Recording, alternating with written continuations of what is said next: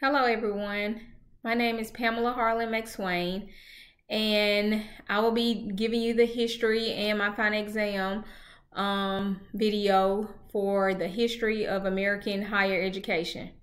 I have thoroughly enjoyed this class and kudos to Dr. Tweed for doing an awesome job, and I've really enjoyed the material that has been covered. And starting out, I'll be discussing the section 1 of the project, and it's been an issue and seriously a contemplation for me trying to figure out the best method of producing a high quality final exam presentation for the past several weeks. I initially thought to myself that this couldn't be too bad because all you got to do is just talk about the good stuff that you've learned in this course over the past few months. I'll go ahead and warn each of you that I was wrong. The perfectionist in me quickly realized that this assignment would require a strategic plan in order to successfully discuss all the points and to meet the time requirement, which the time requirement seems very tough, thinking about 15 minutes to talk. But I actually have the information in mind, but when you think about the time requirement, sometimes it can get a little hectic trying to meet that time requirement. In recalling pertinent information from the course, notable items that I thought about and that came to mind includes the first notable historical fact that most of us agreed on in the course includes Harvard University holding the title of America's oldest educational institution, founded in 1636. As its initiation, the university name was New College, and its goal was mainly to educate clergy. In 1639, the school name became Harvard University, which was named from the Reverend John Harvard. Today, Harvard has about 20,000 enrolled, with the alumni worldwide of like 360,000. Which is a lot. Harvard offers an unparalleled student experience and generous financial aid. The cost for tuition for Harvard is roughly $51,925 a year, which is pretty pricey when you think about an education. But I guess it's the quality of the education that you're getting, which I guess can compensate for the amount that you're paying. The future for Harvard looks very bright. According to Harvard's website, Harvard is a special place filled with diverse, energetic, and talented people who are driven to grow and succeed. Harvard's world-changing mission is in meaningful ways inspires innovation and collaboration and builds skills and expertise, which we mentioned a lot during the discussion board about how in order for higher education to continue to thrive, it must find ways to be innovative and diverse. So I think by Harvard incorporating this into their mission, it helps to brighten their future and help them to remain competitive in the higher education market. The second major notable item includes that I thought about and that came to mind that we discussed was the African American Institute, was later called the Institute for Colored Youth, opens in Pennsylvania, in 1837. Today, Cheyney University is the oldest higher education institution for African Americans. I found it interesting that Cheyney University of Pennsylvania, whose future has been clouded by financial problems and was threatened at losing its accreditation, has raised $4.4 million from donors and a state grant, leaving it with a surplus for the first time in 8 years, which that's a really big deal to, actually gain that amount of money for the actual university. The Philadelphia Inquirer reported in August 2019, the financial picture was lifted significantly by a $2.5 million unrestricted grant from the Pennsylvania Department of Education, which Cheyney requested in April as necessary for it to meet payroll for the rest of the year. And I'm sure if you were an actual employee there, I mean, that was a huge deal because it would affect your livelihood. So I think that was a great grant in order to make sure that people were able to be paid. I will continue to follow Cheyney University's status in the future, although I won't be in this class any longer, but I feel that it's very important that we do not lose this historical Black university, which is a very great foundation where higher education really shows diversity when talking about African American history in colleges.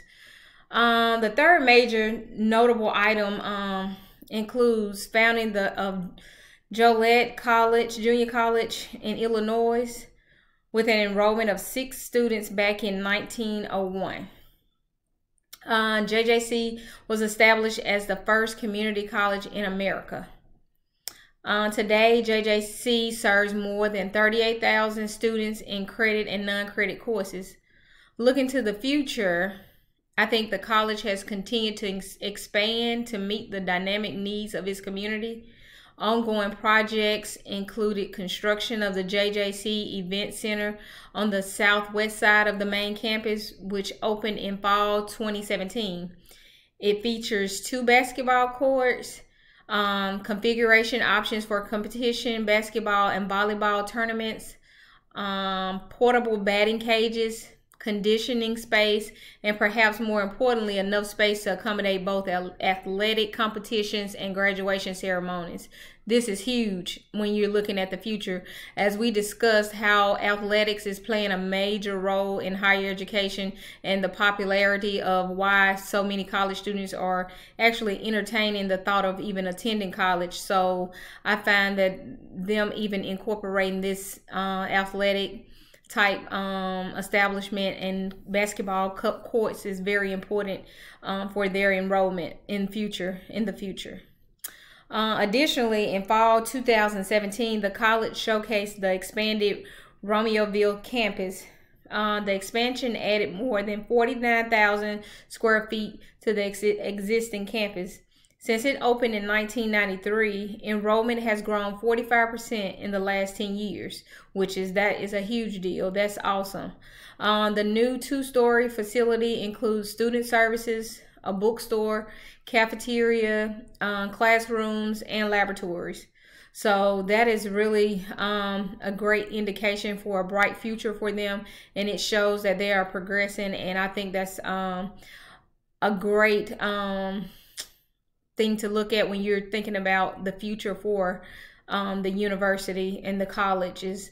When you have growth and you have expansions or additions being added, it shows that you're not stagnant, but you're progressing forward. For section 2 of this project, I think that having a solid foundation about the historical aspects of higher education has helped me to better understand the direction in which higher education is moving. To be honest, many universities are struggling, some of which are even closing, and I find that to be very sad, but funding is being cut, which affects jobs, homes, and livelihood. I think higher education is important. It has been important, and I think it still remains important. It's just looking at a personal issue of how people that are entering college value the education that they're being that's being received or obtained from the university. Section 3, the implementation of the Pell Grant, as well as the creation and implementation of the adjunct faculty, were of interest when reading the chapter. I can remember finishing my Master's of Business Administration degree in 2010 and thinking that I wanted to teach adjunct. I thought it was a great way to get my foot in the door to teaching college courses while also bringing in additional income. Boy, was I wrong. I was completely wrong. Adjunct positions were like golden treasure boxes everywhere I looked. I was told that my degree was terminal and I needed more hours. After I went back to school and completed the additional courses, I was then told that I needed hands-on experience. So I finally quit trying to find an adjunct position. Although adjunct positions have been scrutinized some and praised by others, I think that the positions are still highly desirable in certain areas.